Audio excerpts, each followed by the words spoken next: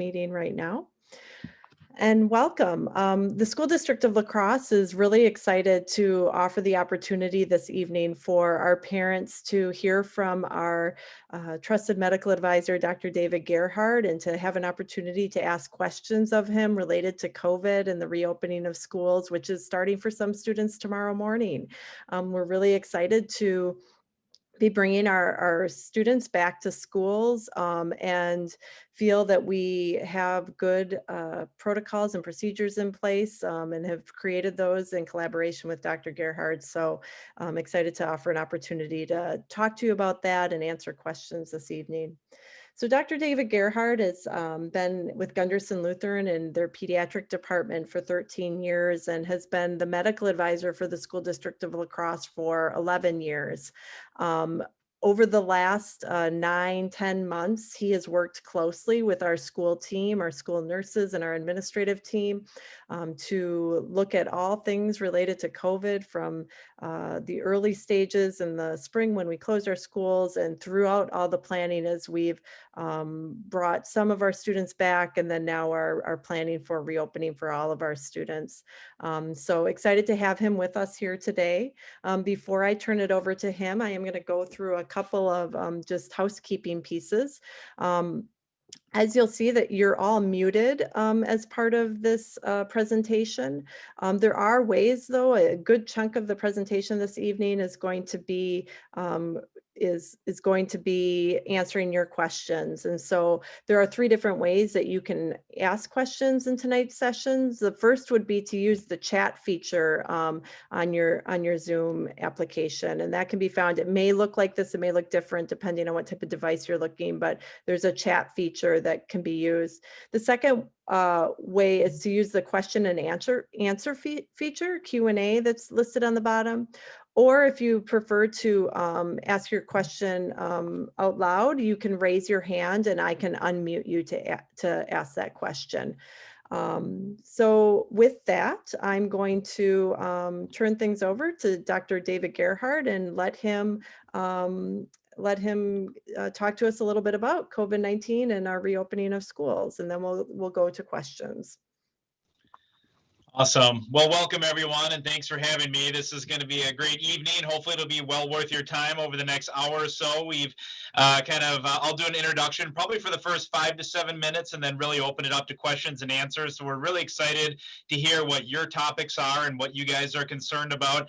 And we sort of had an informative session with staff this afternoon that went very well, kind of a similar format. So we're excited to get started. So please send in your questions if you do have anything. And like Ami had said, I've been medical advisor now for about 11 years, and this is actually the second infectious disease crisis we've had. For those of you who remember, back in 2009, we had the H1N1 swine flu epidemic, which in retrospect, compared to the 2020 COVID-19 global pandemic, has seemed small in comparison.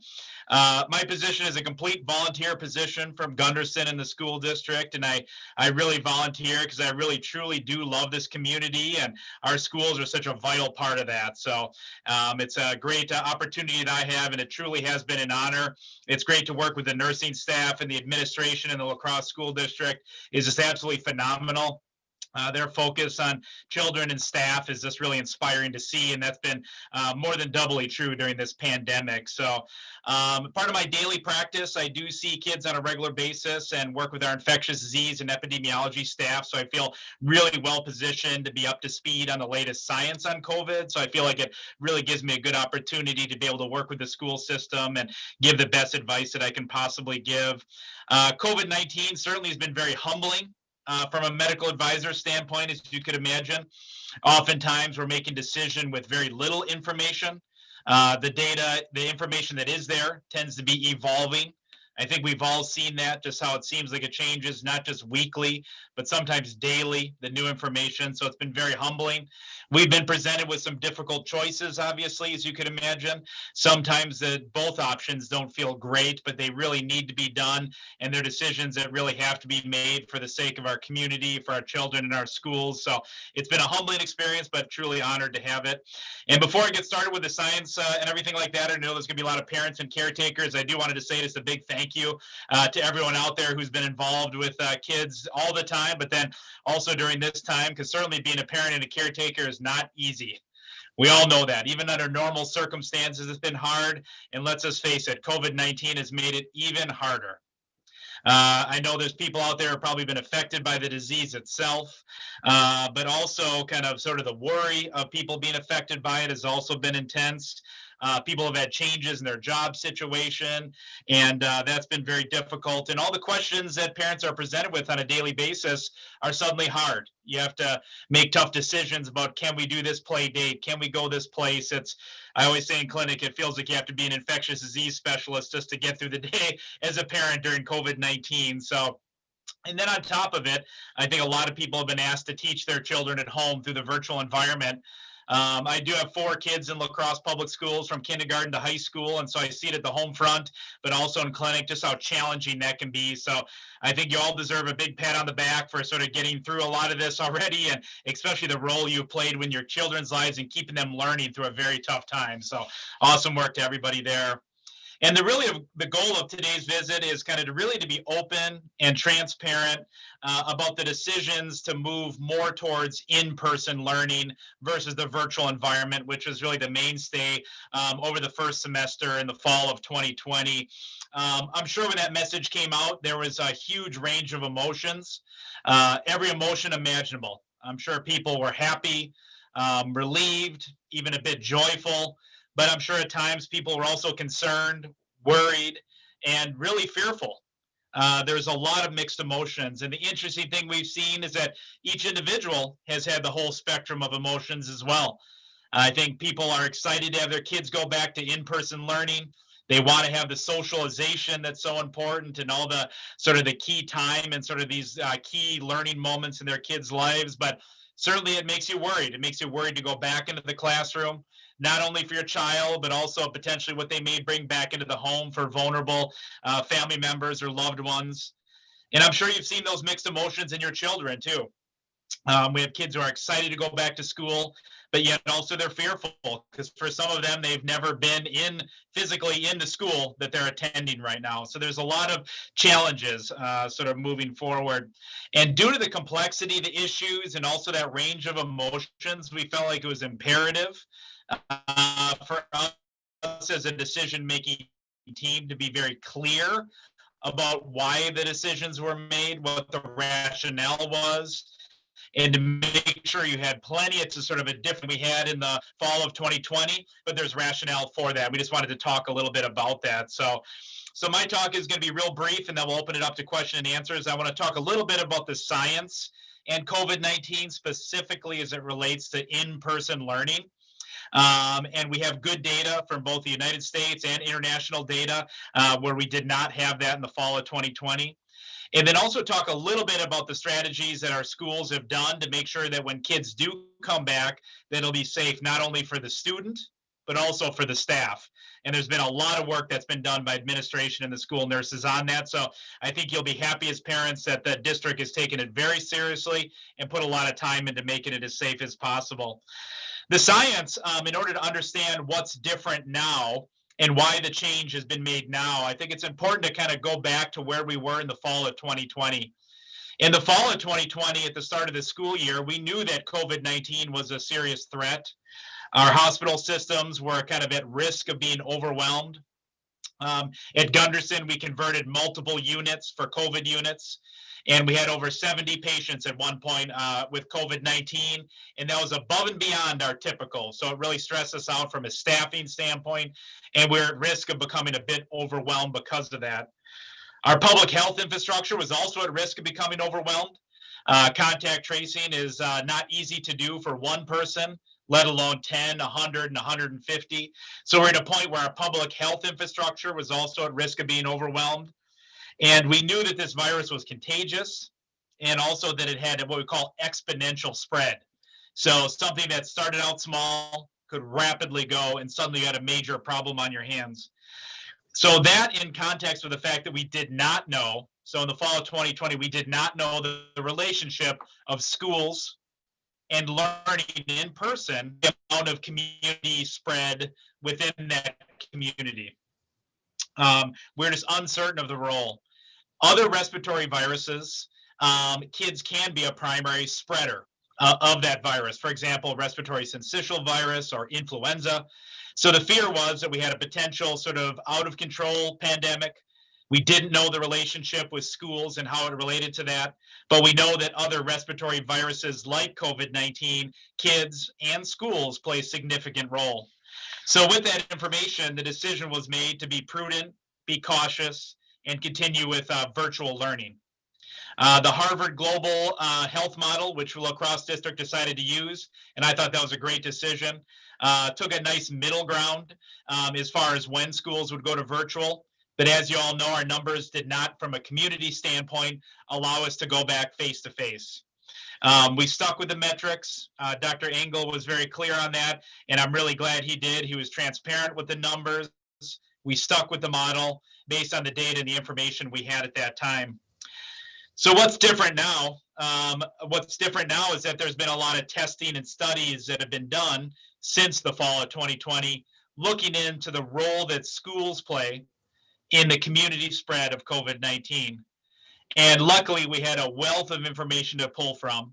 We had states that acted very differently in the United States. We had districts within each state acting very differently too, based on their local sort of numbers with COVID-19. That gave us a huge amount of ability to test to say if there was a difference. Internationally, some countries decided not to close their schools, Sweden being the most classic example that people have heard of. We're allowed to study international data. So national data and international data looking at the roles of schools and their role of the spread in COVID-19. And so what was found was really helpful, and it's what really led to the change that we're making now, which is a gradual shift towards in-person learning, is that schools can be open. And if intense and appropriate infection control strategies are put into place, that schools can reopen with very low risk to near zero transmission of COVID-19 within the school system itself. So that was very helpful for us to learn and see and actually have data behind to say that the community rates can be what they are, but we're able to, if we control certain parameters within the school district, we're able to go back with relative safety. And like you all know, I say relative safety because nothing is 100% safe. We know that any change could potentially lead to increased exposures or even cases, but the numbers were sort of very low, and the sort of almost sort of zero transmission in some schools that adhered very well to infection control guidelines was enough for us to say that that's the information that we needed. And it wasn't just a local decision, this was a national decision. The Harvard model, which we had followed the entire year and which we're still following, took this data and adjusted their recommendations accordingly. That's the most important thing to do, is be flexible, make a decision with the data that's in front of you for your kids and your community. But as the information shifts, be flexible to make a decision that could be different than what we made in fall of 2020. And based on that guidance, the Harvard model is now saying that the community numbers should be important and looked at, but what's most important is what we do as a school system. And if we're able to follow infection control measures on a regular basis, ones that have been tested and proven to be good, that the likelihood of massive outbreaks within our schools would be low, and we could go back to school safely, not just for students, but also for staff. So when the information changed, we changed our decision and decided to move gradually more towards in-person learning. The reasons for that are true to anybody who's a teacher, anybody who's a parent understands the concerns with children not being in school. I won't spend a lot of time on it. I think it's self-evident for a lot of people. There's been social isolation, increase in mental illness, including anxiety and depression. Kids in their formative years for learning have been learning at home on iPads, not in the sort of the same classroom of a teacher who can read the body language of the student to see how well they're doing and understanding and keeping them on track. So the reasons to go back to in-person learning are massive, and I think a lot of us feel that. But now we can couple that with the data that schools can be open safely with minimal to zero transmission within the schools, and will be unlikely to push our community numbers, which is fantastic news. With that information, our administration and our RN staff has worked tirelessly to really implement those. And we've been working on those really for months now. This goes back to even March of 2020 to make sure all of these different layers were in place. I'll talk about them real briefly as far as what's done. Each one of these steps along the way, public health officials talk about like a slice of Swiss cheese, meaning that they're not perfect. They all have holes in them. But if combined, and we do all of these on a regular basis, we could make a barrier that's near impervious or impervious for virus transmission at schools. And it stems from a couple different factors, and we can ask questions about these later, but one is appropriate symptom screening. So you'll see kind of your students being asked to fill in symptoms to see if they have symptoms that could be indicative of COVID-19, and if so, asking them not to come to school. The recommendations for universal masking. Kids are amazingly resilient in this. We've seen this in clinic that kids have been very responsive and able to do it. But by protecting the mouth and the nose, you wear your mask for other people in the classroom. That way you're not projecting the virus, which is spread by droplets. So universal masking, very important. Hand hygiene, obviously, I think we're all aware of that, just how important that is to stop the touching of our face and objects sort of in the environment. Social distancing, with the idea that the virus can really only travel a certain distance. These sound very basic, low tech, but they really do work when followed closely. So we'll implement kind of social distancing practices. And then sometimes the most challenging is the quarantine policy, meaning that if you have COVID-19 or you've been exposed, the administration's put in places to remove that student with the idea of protecting that individual, but also protecting the rest of the classroom and the community. And these are the hallmarks and backbone of sort of good public health strategy for infectious disease mitigation and hopefully elimination.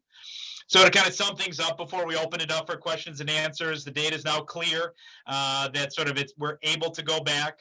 The administration and the school nurses have put all these into place in each one of the buildings in the La Crosse public schools. And we feel like now is the time to return to school, knowing that close monitoring is going to be done. We have great infrastructure set up to contact trace through schools to make sure they're safe and get kids back to where they prefer to be, which is sort of in person with their teachers, with their friends. But we thought it was important tonight to talk about why the change was made. The data is why the change was made. It's not that we're moving the goalposts or changing our expectations. The information is now clear that we're able to do this with the community numbers as they are. So we thought it was important to communicate that so everybody was on the same page, but then also give people time for questions and answers. And we're here as long as you guys need us tonight to answer those questions. So, but thanks for your time and thanks for taking a busy night to sort of go through this. And then with that, I'll turn it back to Ami for questions and concerns that you guys may have as families.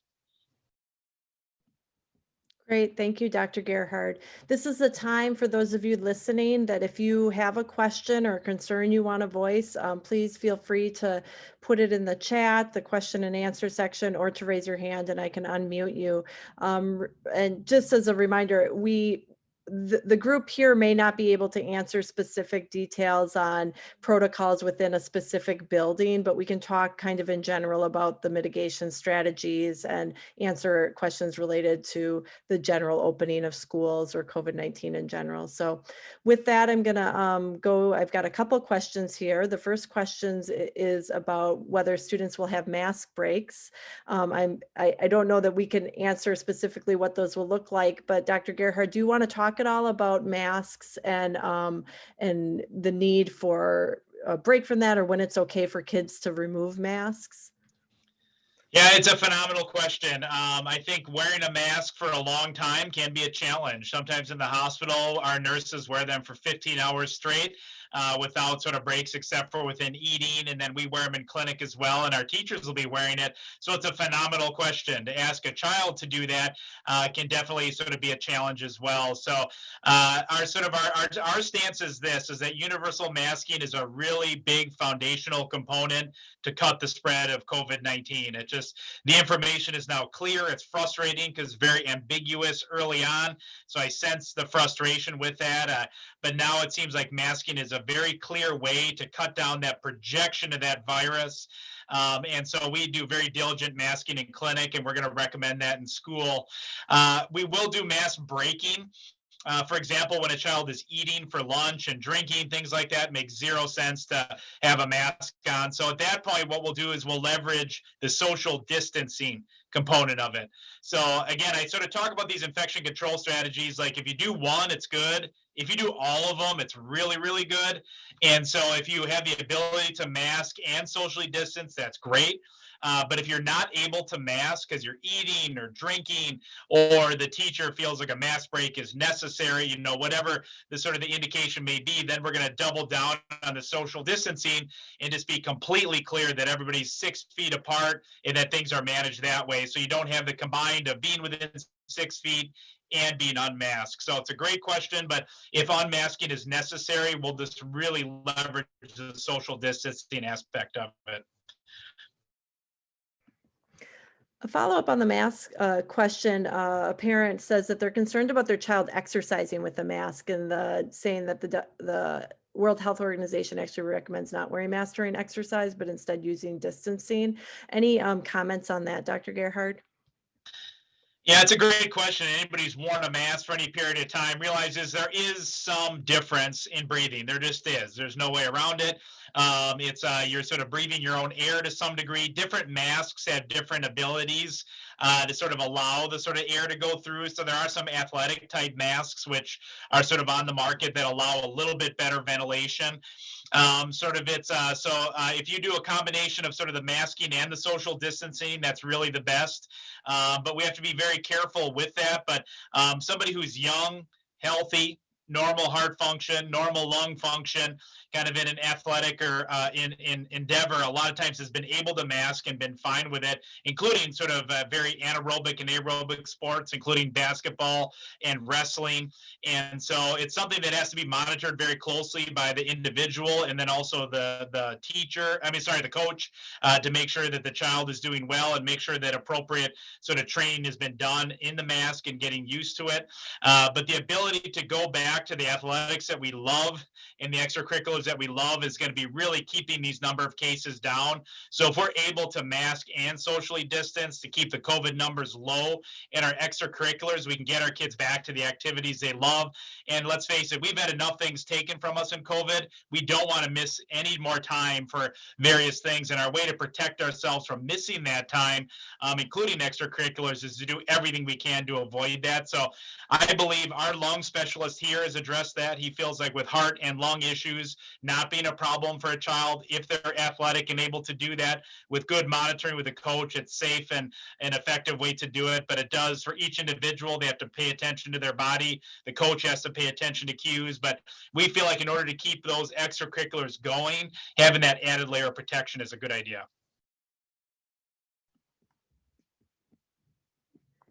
Thank you. So another question we have is there any data to show that positive cases are more prevalent in elementary schools versus middle or high schools or vice versa? Yeah, that's a phenomenal question. It's the one interesting thing with COVID-19 is the relationship of age and just how different this virus has been acting than other respiratory viruses. So what we see in COVID is sometimes the opposite of what we see in other respiratory illnesses. For example, kids who are 0 to 4 or 4 to 9 years of age tend to be much less likely to pick up COVID, to transmit COVID, or to have serious illness from COVID-19. So there is good information that the younger you are, the less likely you are to pick up or transmit the virus. We're not sure why that is. A lot of ideas have been thrown out there. Sometimes it's mechanical. Children, when they're talking to somebody, they're not talking face to face with adults. They're talking much lower down. Other theories are that coronaviruses, which cause the common cold in children, maybe there's some cross reactivity, meaning that if you've had coronaviruses, the common cold recently, maybe you're less likely to pick up COVID-19. So the answer is absolutely yes. 0 to 9 tend to be less likely. That tends to be sort of a lower risk age group. That increases as the child gets older to the point when you're in high school age, that 14 to 18 range, the number of illnesses and how the disease acts is more similar to an adult. So it's a great question. So the answer is yes, there's a big age stress. And that is why the rationale for opening of there's a couple reasons, but one of the rationales for opening the elementary school first is based on that data. The data that sort of younger kids less likely to get it, more likely to have mild or asymptomatic disease, but also for those of you who have kids in that age range, very difficult to teach at home.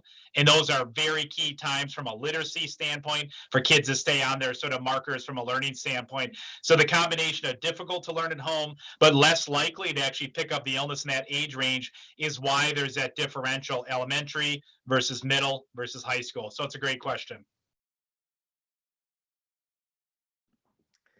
Okay, another question I have is about vaccines. So the question is, vaccines are now available for adults, and they are doing research on it for kids aged 12 to 16. What do you expect that, I'm sorry, when do you expect that to be available? And will new research need to be done for kids younger than 12? Yeah, these are phenomenal questions. The information, most of the studies were done for the currently available sort of emergently sort of approved vaccines were 16 and above. The data is now being sort of collected for kids 12 and above with the goal of sort of having the 1 to 11 age range being done after it's been cleared from a safety standpoint in 12 and above. So as you see, the rollout for children is going to take some time. It's going to take some time for two reasons. One, it's just a logistical mammoth public health undertaking to get 330 million people vaccinated with 2 doses and all the challenges that come in with that. Number two, kids are going to be less, because of they're more likely to have mild or asymptomatic disease. They're probably going to be on a lower tier for vaccine administration, meaning other groups will have to be vaccinated first before offered to being children. But then we're also going to have to wait for data to come out that the safety is there. Obviously, we don't recommend things that don't have data behind it. Vaccines are the most tested, the most safe interventions we do in general pediatrics. They are tested in massive numbers before they get approved. And we're going to need that information before recommending it for children. So it's going to be quite a while before younger age kids are going to be offered the vaccine and that providers can offer it with confidence. But the age 12 and above, I'm hoping that information will come through in months and not years. So that age range, your middle school or high schooler, may be sort of offered the vaccine sort of once that information is in and clear, but likely not for several months before they'd be even eligible. And that's if all things go exceedingly well. Okay, we have a question here about the B117 variant of COVID, so the new strain that we're hearing about in the news, and that it's more contagious and maybe more contagious among children. What data or what information do you have about the new strain or any other new strains that may develop? And then the question is, what incoming data will lead us to change course on, I'm assuming, in-person schooling? Yeah, great group here. You guys are asking great questions. This is exactly what we've been talking about. Our infectious disease team just gave us an update late last week on this new variant. The new variant, which sounded like it was a long way away geographically, is now kind of within the Midwest and within the United States. These coronaviruses, they're known to mutate. So basically you start out with one virus, and then over the course of time, you can they will mutate into different strains and different sort of transmissibility factors, but also different virulence, how strong they are. The typical trend that we see in these viruses, we don't know that that's what's going to happen with COVID, but we're hoping the case will be this, is that they may increase in transmissibility, but they may decrease in virulence. The coronaviruses we see in children now are typically the common cold, nasal congestion, runny nose, cough for 7 to 14 days. Any parent is well versed in these who has a child in daycare or school or otherwise. Very frequent that kids will pick these up early and often in their life. Odds are sort of that likely is where COVID-19 could potentially go. Again, that's based on sort of previous data. The current strain that we're seeing does have an increase in transmissibility, so it's easier to pick up from one individual to another. But as of now, and again, that may change, but as of now, it does not look more deadly. It does not look more virulent. So our infectious disease team thinks we may see numbers go up in the community because of that, number one. Number two, our ability to keep up from a healthcare standpoint and a public health standpoint may be affected by that, just based on the number of illnesses going up. If you have 100 new cases of COVID, sort of there's going to be a certain percentage that they're going to need hospitalizations or breathing tubes or intensive care unit care. So there is a possibility that our hospital structure may become overwhelmed again, or our public health structure, the ability to contact trace. And we may have to revisit the school opening in that regard. But the good news is the data from the Harvard model says if your mitigation strategies are in place, which they are for the La Crosse public schools, that sort of the transmission that would happen would not happen within the school setting, which is our ultimate goal. And so we're hoping that this number would not affect our school opening, but as everything, as the data comes in, we'll keep adjusting that and then look at what's best for the kids in the district and the community in general. I have a couple questions kind of related to that, or what you just talked about in terms of the the data showing us that transmission in schools can be low to almost zero with proper mitigation. But a couple of questions. One, the first being, when would it not be wise to wait 6 months until the vaccine is available to the general public, if not for the young students, but for their parents and grandparents and people who might be at risk that live with students? And then along similar lines, with current community numbers, were they taken into consideration in our decision to open schools, that currently we're still in that red category as a county? And is there a threshold for community cases that the district would use in terms of returning to virtual learning? So do you want to expand on those specific questions as it relates to that? Yeah, those are great questions as well. I think the COVID vaccine question is a good one. Right now, there's probably too many question marks about how long the vaccine will take for children and for staff, and to actually get a large enough vaccine out, where waiting would be a good option. Waiting is always an option. We could keep waiting, obviously, but I think there would be a concern that sort of the months may turn into many months, and the sort of the positives of being in school are so intense that we're sort of looking at everything like a risk to benefit ratio, which is tough.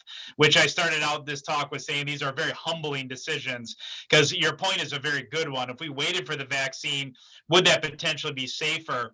And but I think the concerns is the rollout of vaccines to kids, where the vaccine would actually impact what we would do in schools, would be many months sort of away. And by many months, it could be even in sort of the year category or longer, depending how long it takes the vaccine to sort of roll out to everybody else who is going to need it and is at higher risk from it. So I think there is too much unknown about sort of the vaccine itself, as far as when it would sort of change our calculus and sort of being sort of making it safer to go back to school, especially with the information now from the Harvard model that if you go back to school and you follow those infection control protocols, the likelihood of picking up COVID from school is very, very low. So that alone says, boy, we're sort of missing a lot by having our kids outside, not in school. The fact that you can go back to school with some basic, low technology, but important strategies, masking, social distancing, quarantining, the things we sort of discussed, is probably even a better strategy than sort of just waiting on the vaccine alone. The vaccine is likely going to be a part of the strategy to get us out of the pandemic, but all those infection mitigation strategies are going to be just as big of a part of that as well. So we felt like the time was appropriate because of all the reasons to go back, that sort of going back to school was safe based on the data, number one. Even without the vaccine, it'll only get better when the vaccine is there. And then all the downsides of virtual learning, we felt like it was appropriate to return back. And again, this was kind of the Harvard data, national data. The American Academy of Pediatrics agrees with that too. So it wasn't just a decision that we had made. Number two, the community rates is a good one. That's why the thrust of the introduction is what on earth has changed that we're now saying we're in the red. Why are we going back to school now? And I think the introduction kind of saying that now the information is clear that if you go back to school, that isn't what's driving our community rates. So even if we're in the red, a child could go back to school, and with the mitigation strategies in place, the school, the children, and the staff would likely be very safe there. The likelihood of transmission would be very low, regardless of what color La Crosse County is in from a number standpoint. So it is a shift in thinking. But that's the reason why we've shifted. It seems like schools don't push community spread. They may reflect it, but they don't push it. So we felt very safe in the red, kind of going back, because now the Harvard model has said that we should look at community rates, be aware of them, but don't make the decision about in-person versus virtual strictly on the community rate. So that was the reason for the difference when we're still quote unquote in the red. Okay, I have a question here that I may need to partner with you, Dr. Gerhard, in answering, but it's, so we talked about schools can be open with intense infection control strategies. Frequent and widespread testing is an important component of infection control. Can you share how, if periodic testing will be implemented for staff and or students? And I'll start out and then I'll turn it over to you kind of with your perspective on that type of mitigation strategy. So at this time, we don't have a plan for periodic systematic testing of staff or students. We did share free testing opportunities with staff and encourage them to get tested prior to the start of school here in the coming weeks. And many staff are taking advantage of those free testing sites in the community and the at-home free testing kits that you can order through the state of Wisconsin. At this point, we don't have a plan in place for systematic testing of staff and students. However, it's been a conversation, and I think as we reopen and if we're seeing that we do have more cases than we're anticipating, it may be something that we revisit at that time. The reality is that widespread testing of all staff and student is a huge endeavor, and it's costly and it is staff intensive, and we have only so many resources at this point to implement something like that, but it's not off the table if we're seeing significant positive numbers. We do feel with our intense symptom screening process that we have that will keep the vast majority of positive cases out of our school buildings. But Dr. Gerhard, do you have anything to add? I know we've had conversations about that strategy in particular. Yeah, it's another great question. Like for example, nursing homes, memory care units are doing like routine sort of complete testing of staff and residents, which makes a lot of sense in a sort of a high mortality sort of age group, because the numbers needed to test to potentially save a life would definitely be there. The information that we presented earlier from the US and internationally did not involve testing, which is good to know too. The sort of the testing is a very good idea long term. I think once the cost of the test and how rapid it comes back and the reliability increases, you'll notice testing become a bigger and bigger component of how we approach COVID-19 and how we start to sort of manage the sort of the pandemic in general. I'm sure you guys have seen testing that you can do at home and rapid testing. Right now, there's too much out there logistically, but also sort of reliability is sort of an issue, and all the sort of the information that it's safe to go back for students and for staff did not involve testing sort of extensively in these schools, which is great news. The pretest probability goes really down when you're young, for example. And so long story short, the safety of going back to in-person learning, the data was even without testing. So we felt comfortable even without that in place going back.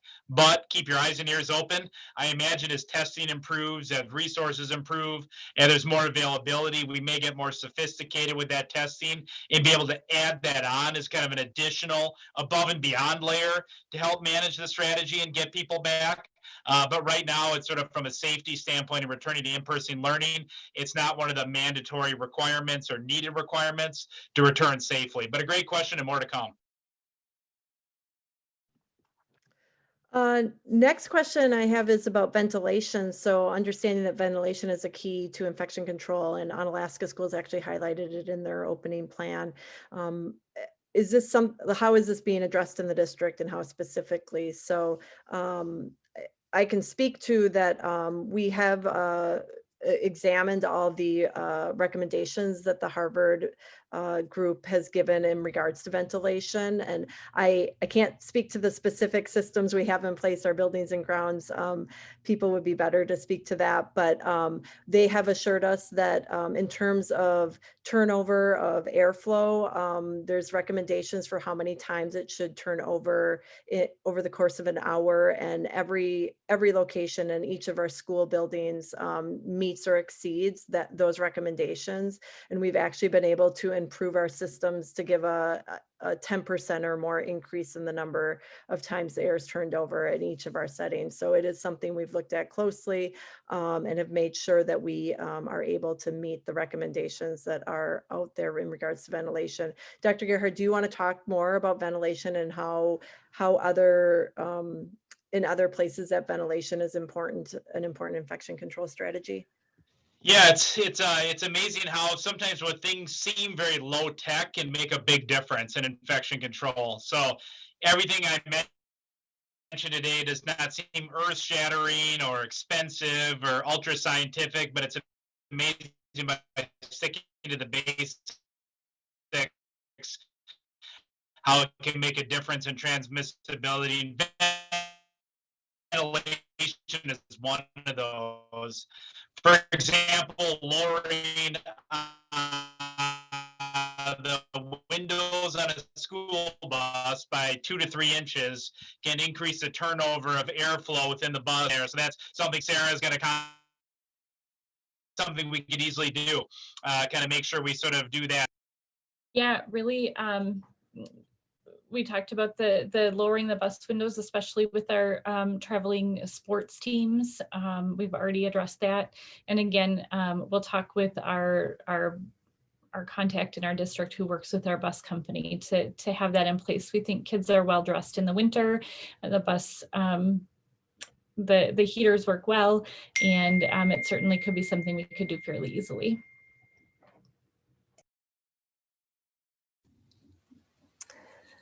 Great. I have another question here. Is there a place on the school district website that clarifies the changes to the metrics? And that I think the question, what they're getting at is that a lot of districts have backtracked and gone back to virtual when they've seen increased cases within the school. So the person that posted this question, we do have all the information that's been shared out by our superintendent on our school district website. And I can make sure that there's a link to that Harvard recommendations for parents to look at too, if that's not there already. I do think the question though, maybe getting at what would be the decisions, or would we backtrack based on increases of cases in the schools?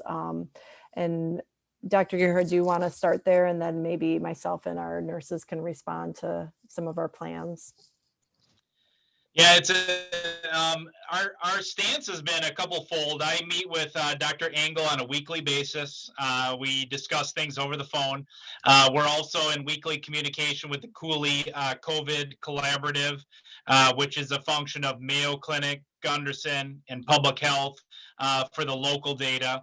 So basically, the discussion goes as a dissection of the data from the following week and sort of implications that means for the school district and being open.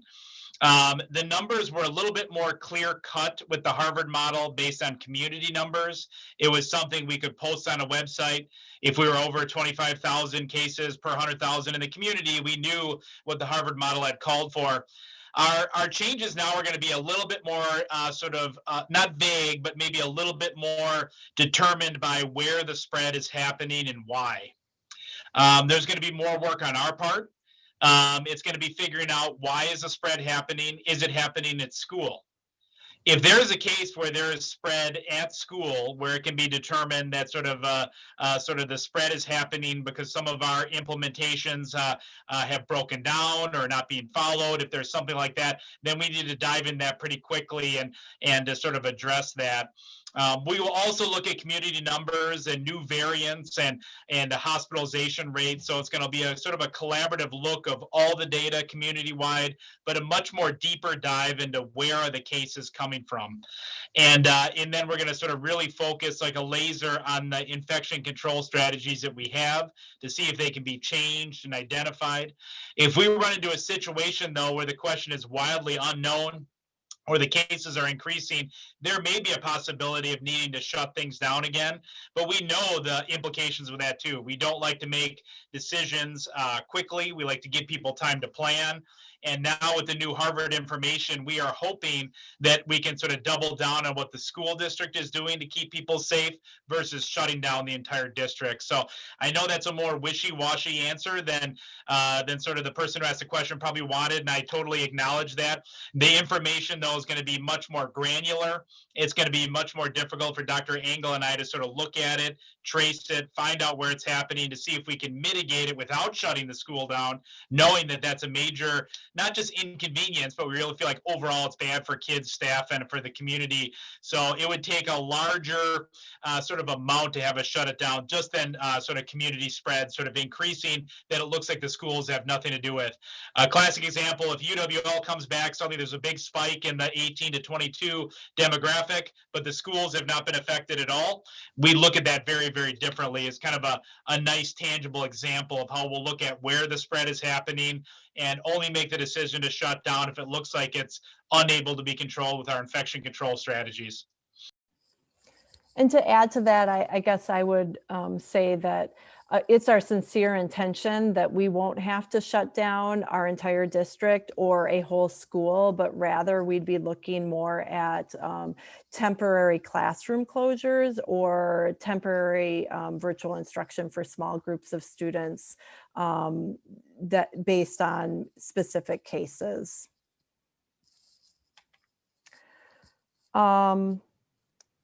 So another question we have here is, what can you tell us about community case rates currently? Based on what we've seen in the current overall decline, do you have any insights about what you expect to see in the coming weeks and months for case rates?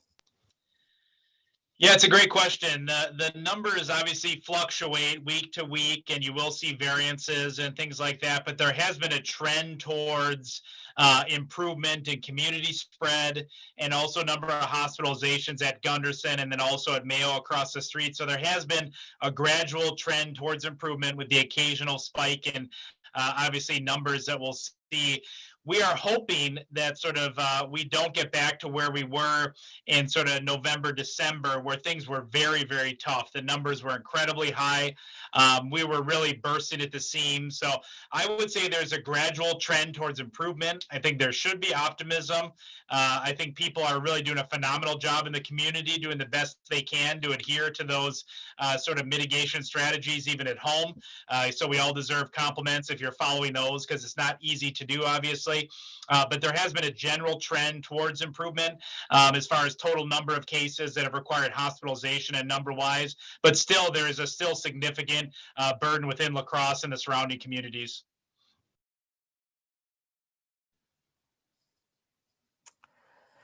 Then, and this might be a question for Sarah, Jenna, who are our contact tracing team in the district, but what are the policies in place if a child gets sick with minor symptoms like a cold?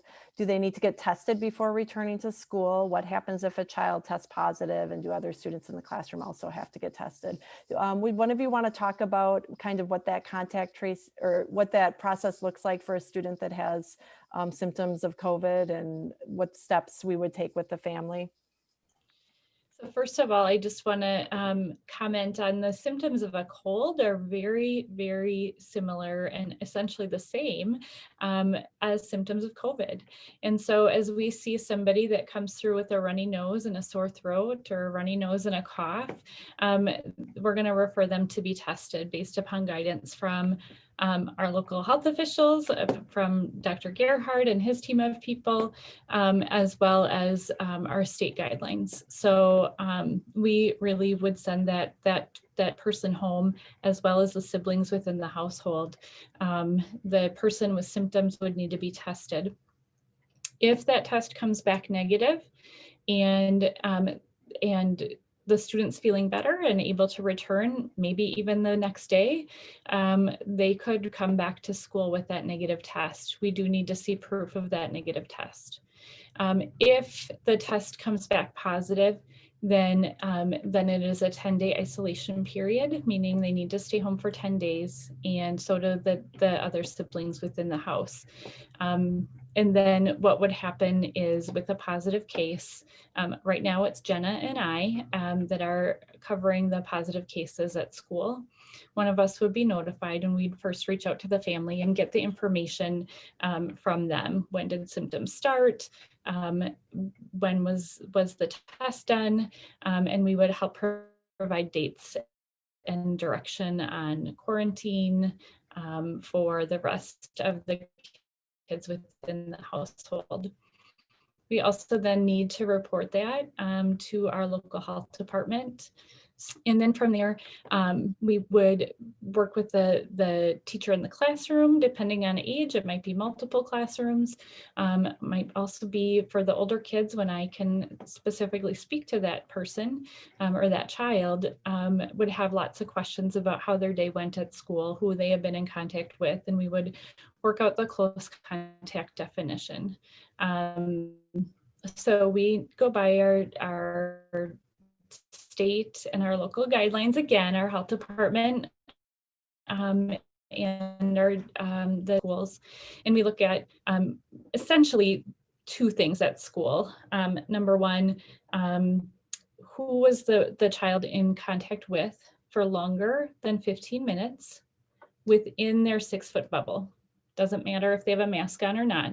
And the reason for that is a mask will prevent droplets going into the air.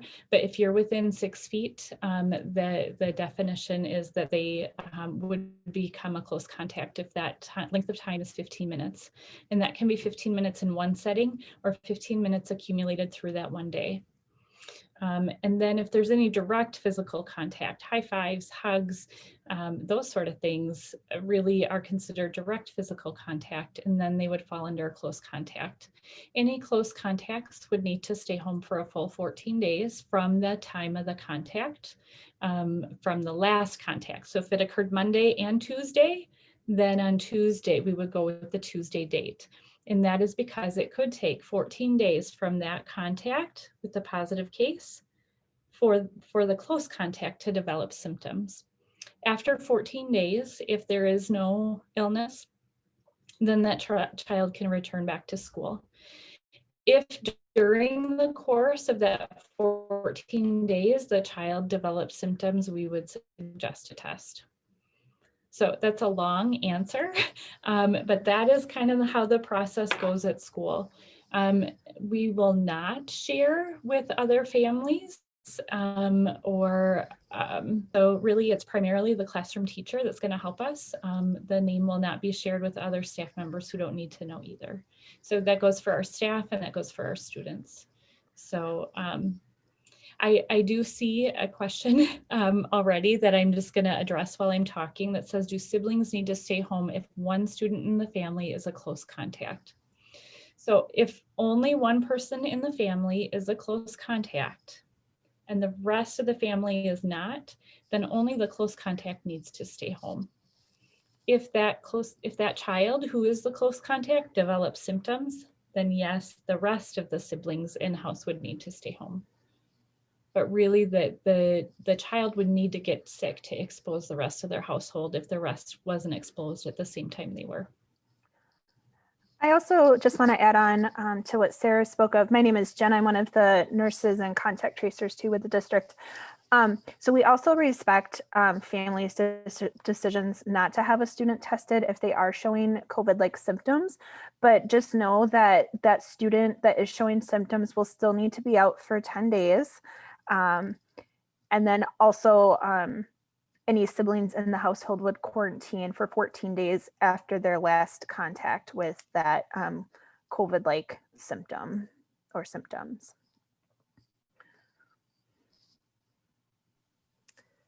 What I would add to that is our school nurses are really invaluable resources. And so if you have a specific question or come across a situation as a family about somebody that's sick or was a close contact, please feel free to reach out to your building school nurse with those questions, and they can walk you through it. It's easy to look at a graphic or hear a response on a Zoom call, but when you're actually faced with the situation yourself, it can be more difficult to understand what the guidance is. So we're here to help and answer questions as they come. I have a question here about, can you speak to where and how kids and families can get tested and how long it's taking for results? I can speak to that, I guess. The county has the free National Guard testing sites still happening throughout the county several days of the week. You can find that information on the county website of where they're going to be and at what hours. Those, I believe, are scheduled to continue at least through March, and there's potential that they may be extended beyond that as well. Then in addition to that, the UWL has their surge testing site, but however, that is closing to the public as of, I believe, Friday of this week. So if you're looking in the next couple days to get antigen testing done, UWL is a site where you can get a rapid response antigen test completed. Gundersen and Mayo at this point are available for testing for symptomatic individuals, I believe. Correct, Dr. Gerhard? So at this point, they are not testing asymptomatic individuals there. The other option, which not many people know about, is that the Department of Health Services for Wisconsin does have an option for a free at-home test that you can request by mail. It's a saliva test, so it does not require a nasal swab. And my understanding is it is a PCR test. So that is the type of test that Gundersen or Mayo does. So it's a saliva test. You do the test on a Zoom call with somebody, a nurse, and then you send in your sample, and you get free postage, and you get results within 24 to 72 hours. So that's another option as well. And that brings a good point. I'll be sure to add to put somewhere on our website or a resource out to parents of where those free testing sites and options are for parents and families. Let's see, kind of along the same questions around quarantining. If children need to quarantine, do their teachers send work home, or will they be able to participate via Zoom feeling well enough to do so? Sarah, I see you nodding. Do you want to respond, or would you like me to take that one? So I think, I saw your internet was kind of spotty too. So currently what we're doing is anytime we work with a family who is not able to attend, and I've done this more in the elementary building, but I think that I can speak to the middle school as well, because I primarily cover 2 elementaries and a middle school, aside of contact tracing. But so what I will do is once I speak with the family to find out how long they're going to be out, then I notify the building principal and the attendance secretary, and they start the ball rolling to get something in place. So yes, the plan is to have a setup potentially live streamed right into the classroom. So some buildings have a certain number of setups, and they have 3 days, is my understanding, to get this set up. So that's the plan, at least at the elementary school, and I think the middle school is somewhat similar to that. So the plan is, yes, we would like to live stream if they're feeling well enough to do so, and especially kids that are in quarantine just for a close contact, it is actually expected to participate in that, and it will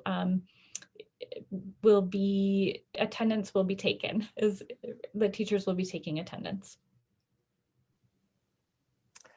I have a question about our daily symptom screener and what that will look like. Will it give feedback if a child should stay home or get tested? So our symptom screener will come to our elementary families as an email to the parent. And for our middle school and high school students, it will be an email directly to the student's district email address. That will have a link that will take the child or student or the parent to a survey where you answer 3 questions. The first question is whether or not anybody's been a close contact or is waiting test results. And then the second 2 questions are about symptoms.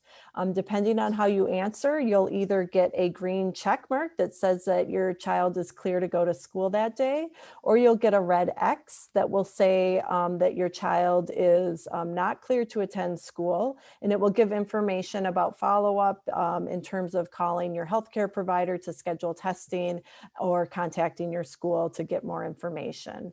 On the other side of things, we get, so the staff in the building will get a notification for any child that has not been cleared to be in the school, and we will follow up on those, and then and make sure that that you have the information that you need to get tested, or to, your quarantine information if you've been a close contact.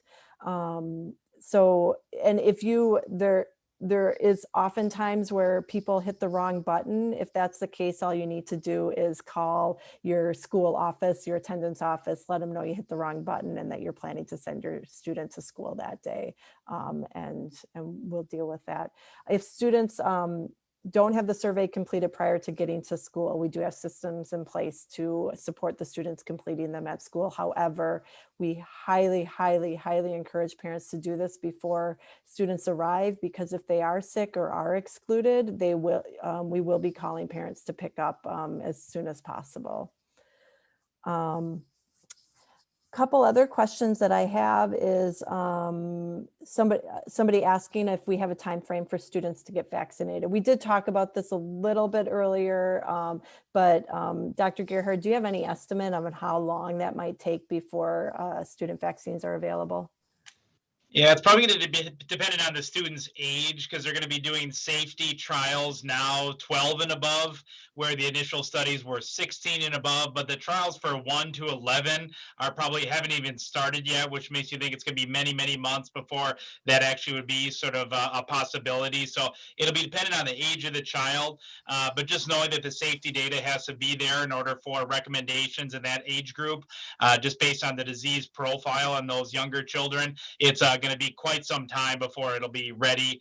Don't have any firm times for that, but I think at a minimum, sort of multiple months before that would even be an option for kids, if not even longer, depending on how long the safety data takes to return. So we have one more question out here, and it's 7 o'clock. Although I'm sure Dr. Gerhard and the nurses and I are willing to stay on if additional questions come through in the next couple of minutes. But our last question that we have right now is, if a child is determined to be a close contact but is tested positive within the last 3 months, will they still need to be required to quarantine? Sarah's got this one. Yep, I can answer this one. This is, been talking a lot about this lately, as we've had cases in the last few months that are now potentially, again, close contact. And so the answer is no. If we have a positive test, if we know of the positive test, and your child is then identified as a close contact, we would reach out to you. You might say, oh, he was tested in the middle of December, tested positive, and it falls within that 90-day period, then no, they do not need to quarantine unless they develop symptoms. If they develop symptoms, the recommendation then is that even if it's within the 90 days, you don't need to have be tested, you just stay home the 10 days. And so the answer is no. For 90 days, you would not need to stay home if you're a close contact. And just so the people on here do know, the nurses do have access to look up test results. All we can see in the system is a positive or negative, but it does provide, basically, I need to know name, first and last, and date of birth, and I can access, so it's really students that I'm looking up. test results to find out if there is one in there. So if not, let's say you were tested in Minnesota, because this is a Wisconsin system, then we would just need a screenshot that has the date and the child's name on it. And we will take that too. I had another question come in about if a family's chosen to allow their child to go back to school, could they change that decision to go back to fully online if they're not feeling comfortable back at school? So yeah, we do have our Coulee Region Virtual Academy option, CRVA option, for families that aren't feeling comfortable with the face-to-face. And I will say, yes, we will make every attempt to accommodate that request as long as we have space in the CRVA. And right now we've been able to accommodate any requests to move back to that setting for families. So, and our hope is that we will be able to continue to honor those requests. But please, if you're having questions, concerns, talk with your building administrators, reach out so that we can talk through those, address those, and find the best options for you and your family.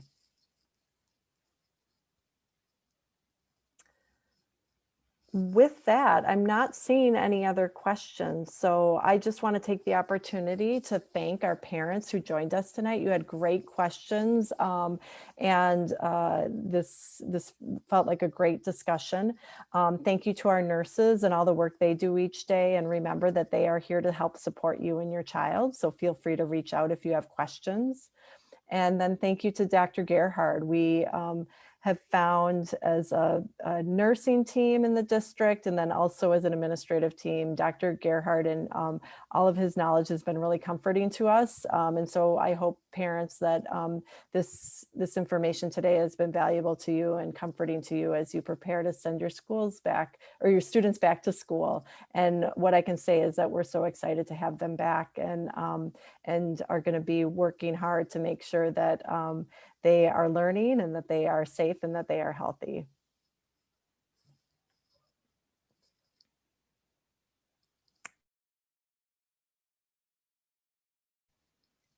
Have a good night, everybody. Thank you. Thanks, everyone.